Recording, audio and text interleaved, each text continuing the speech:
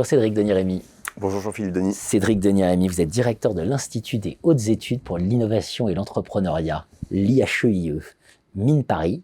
Vous êtes vice-président de l'université PSL.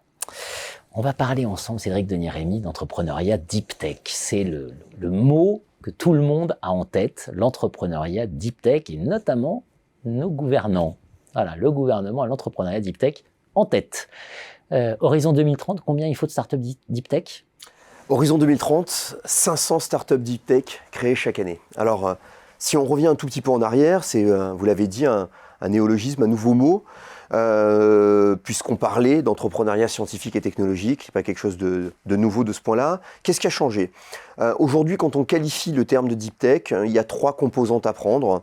La première, c'est qu'elle est liée à de la recherche académique, liée au laboratoire. Donc généralement, on va trouver de la propriété intellectuelle, des brevets, on va faire des licences sur ces technologies. Le deuxième aspect, c'est que c'est consommateurs en termes de capitaux, c'est-à-dire que, et on le verra d'ailleurs, c'est une des forces aujourd'hui de ces entreprises parce qu'elles n'ont souvent pas besoin de relever tout de suite, parce qu'elles n'ont pas de business model dans un temps assez court. On le voit sur l'ordinateur quantique ou lorsqu'on va trouver de nouveaux médicaments, on a des temps assez longs, donc on va consommer de l'argent pendant une période assez longue. Et puis le dernier, c'est un petit peu la nouveauté, c'est probablement l'explication le fait que Deep Tech est à la mode, c'est qu'elles ont aujourd'hui souvent une vision à impact. On va retrouver des entreprises qui sont pour des questions des grands challenges sur la santé, sur le climat, sur l'amélioration des qualités de vie, et c'est souvent ça qui va différencier ces entreprises Deep Tech. Alors, la promesse, c'est de rester dans la course, parce que c'est quand même une course folle, engagée à la technologie. Donc c'est ça, le but, c'est de ne pas se retrouver distancé, enfin. Et simultanément, il y a des difficultés quand même. Oui, alors il y a des difficultés, pourquoi ? Ce sont des difficultés qu'on a connues par le passé, c'est-à-dire que ce fameux techno-push, c'est-à-dire de pousser des technologies versus ce qui était le market drive, le fait qu'on était tiré et orienté vers une profondeur de marché, fait que jusqu'à présent, ça n'a pas toujours fonctionné. On a quelques histoires, on a quelques belles histoires à raconter d'entreprises technologiques. On va trouver un brevet du CNRS sur la chaptalisation, c'est-à-dire pour regarder est-ce qu'on rajoute du sucre dans le vin, va fonder une des entreprises du CAC 40 aujourd'hui, Eurofins Technologies. Donc on a quelques belles histoires de start-up techno, mais généralement quand on regarde les entreprises, elles sont plutôt sur des métiers un peu plus traditionnels. Alors qu'est-ce qui a changé aujourd'hui ? Il y a plusieurs composantes qui ont changé, mais l'élément principal, c'est la constitution d'un écosystème. C'est-à-dire qu'aujourd'hui, on a un ensemble d'éléments qui font que entreprendre dans les entreprises technologiques est plus simple, beaucoup plus simple qu'il y a 5 ans, qu'il y a 10 ans ou qu'il y a 20 ans. Donc il y a eu une révolution, un changement de paradigme et qui est lié à plusieurs composantes.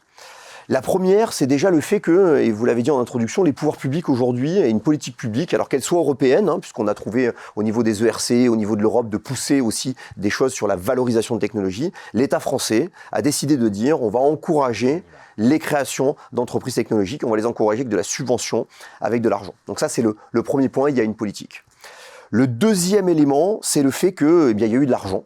C'est-à-dire qu'aujourd'hui, les fonds d'investissement s'intéressent à ces choses-là. Pourquoi ? Parce qu'aussi, les gens qui vont mettre leur argent dans les fonds d'investissement disent « Moi, je voudrais des choses avec de l'impact, je voudrais quelque chose qui a du sens plutôt que d'acheter effectivement une nouvelle application qui permet de faire rencontrer un chien à son chien. Bon, c'est bien, mais qu'est-ce qui peut avoir de l'impact ?»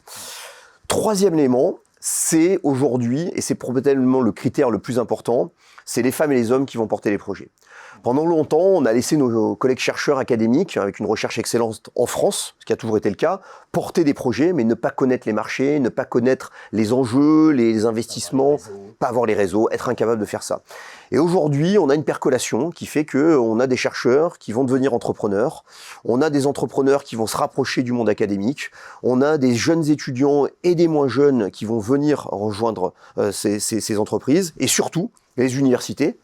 Nous-mêmes, la première université PSL, on a monté un accélérateur dans le domaine des deep tech et avec notamment des programmes de formation, puisque l'école des mines porte un master spécialisé dans l'entrepreneuriat deep tech, c'est-à-dire prendre des personnes en situation professionnelle, des jeunes diplômés, des docteurs et les acculturer à l'entreprise. Voilà. Et ça, c'est une des révolutions qu'on est en train de vivre. C'est tout un mouvement de transformation très profond qui est à l'œuvre. Et j'évoquais les difficultés. Par exemple, une des difficultés, c'est d'accepter cette culture de l'échec. C'est pas dans la mentalité française, ça.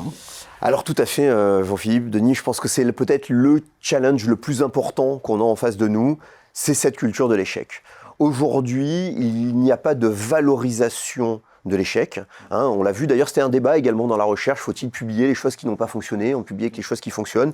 Mais on retrouve dans l'industrie aujourd'hui et dans la création d'entreprises, eh bien, il y a une sorte en France en tout cas, de poids à ce que si on a échoué dans une entreprise entrepreneuriale, eh bien c'est pas forcément un élément qui va vous aider par la suite. Alors que fondamentalement, elle devrait être considérée comme une certaine expérience qui permettra d'éviter des erreurs par la suite. Et je pense que ça, c'est le challenge qu'on a devant nous, qui permettra à beaucoup d'énergie, des énergies de personnes de la quarantaine, de la cinquantaine, même de 60 ans aujourd'hui, qui auraient envie de donner du sens à une autre partie de leur carrière en créant des entreprises et des entreprises qui font du sens, c'est-à-dire technologiques, issues des laboratoires de recherche, eh bien, de ne pas avoir peur, de se tromper en cours de route, de pivoter, de recommencer, et on a ça devant nous. Accepter d'échouer pour enfin peser, et le sujet est lourd avec la question de la deep tech. Merci Cédric Zanirami. Merci Jean-Philippe Denis.